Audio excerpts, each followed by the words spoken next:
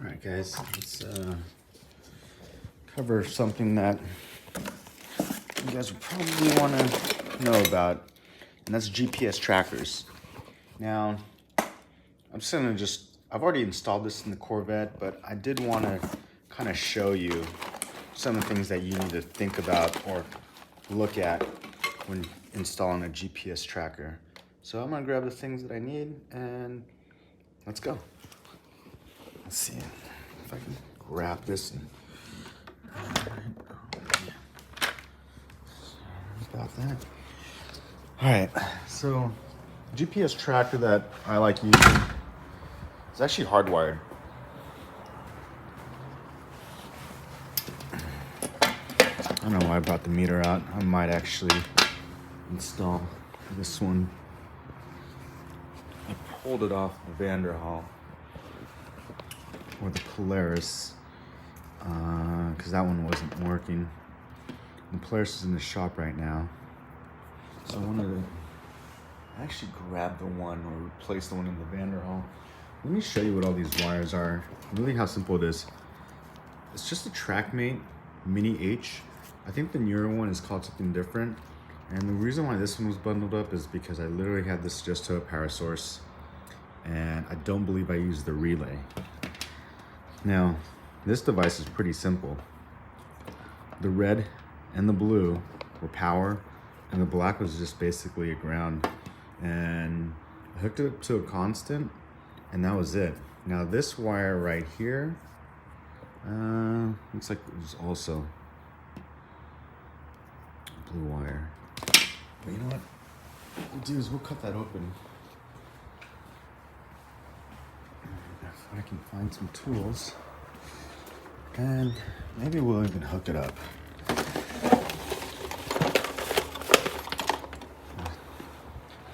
I swear that I would not use any more tools, but I did kind of want to take a look at this again.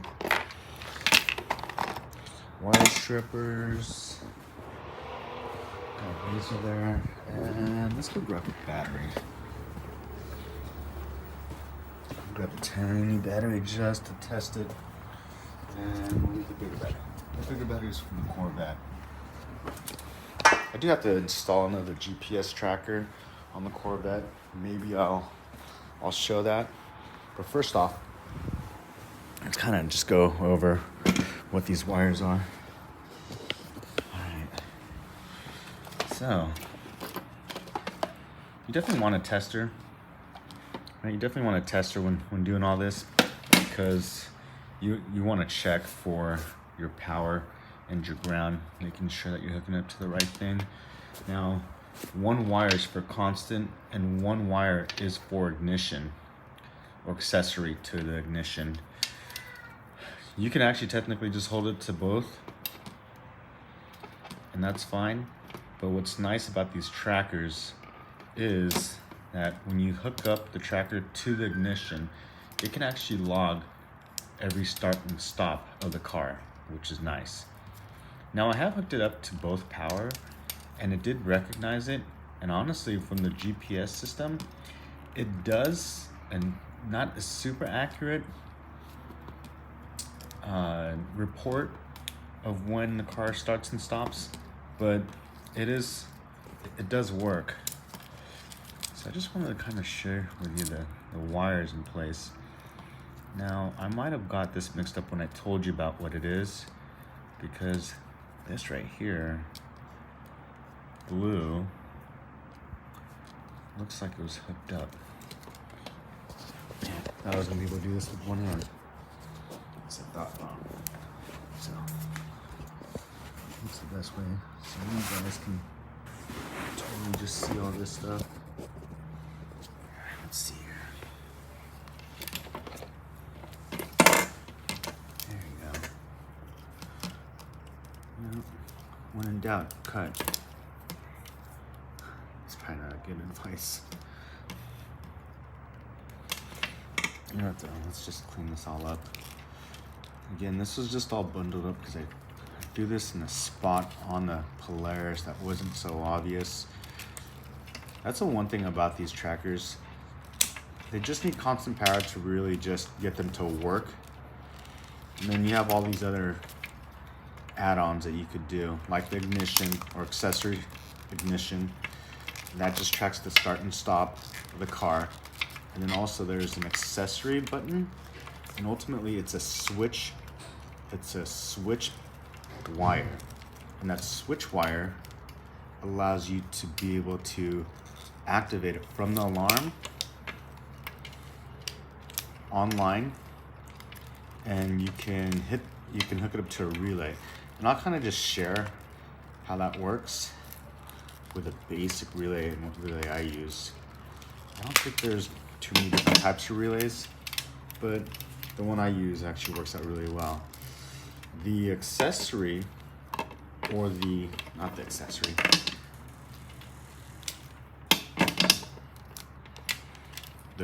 let's just call it a relay wire, because it's the wire that hooks to a relay. What the relay does is it connects or disconnects the actual connection, right? So for example, if you could see here, right, this is there's a switch, there's a line right here, the 30, and all that allows it to do is either connect it or disconnect it. And that's basically it. That's entirely your setup. Power, ground, and that's it. That's what it looks like. I got a pack of these, and they're definitely inexpensive.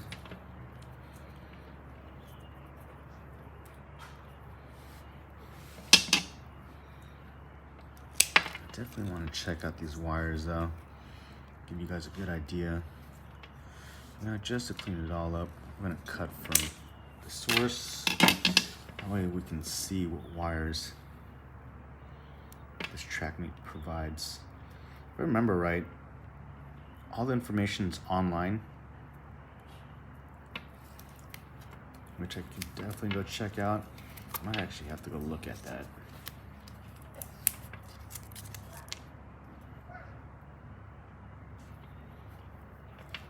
All right, so we got power and ground.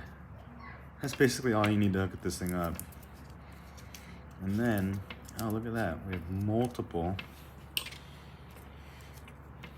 actually not multiple, just a bunch of stuff. All right, here you go. So, real easy. Power, ground. I believe this is the ignition, and this right here is the relay wire, where you hook up right into the 30, right there, boom, right to the bottom. And your connection is the 8787A.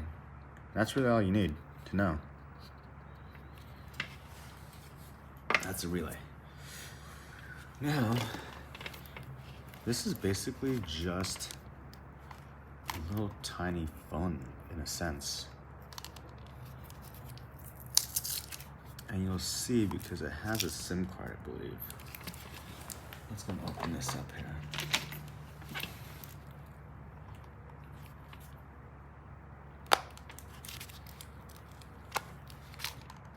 Pops open. And there it is, just a SIM card right there in the back. Has a IMEI code and everything. That's all it is. And you can keep this open. There's an on and off switch right here. Keep it on. I think it comes off, so that's the only time that you have to actually open this up. You kind of want to open it up anyways and plug it in. Actually, that's why I wanted to open it up. I wanted to see if we hooked it up. Will it turn on?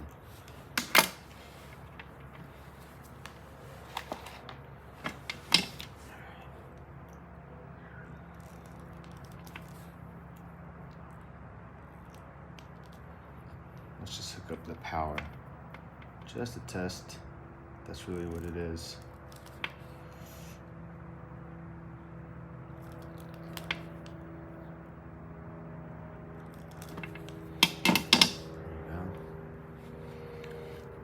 Plus is for positive. It's negative. And since we already have it hooked up to here, let's just follow the positive wire all the way up. That's positive and that's negative. And if this is right, this should power up right here. Power. And negative. Technically, that should turn on, right?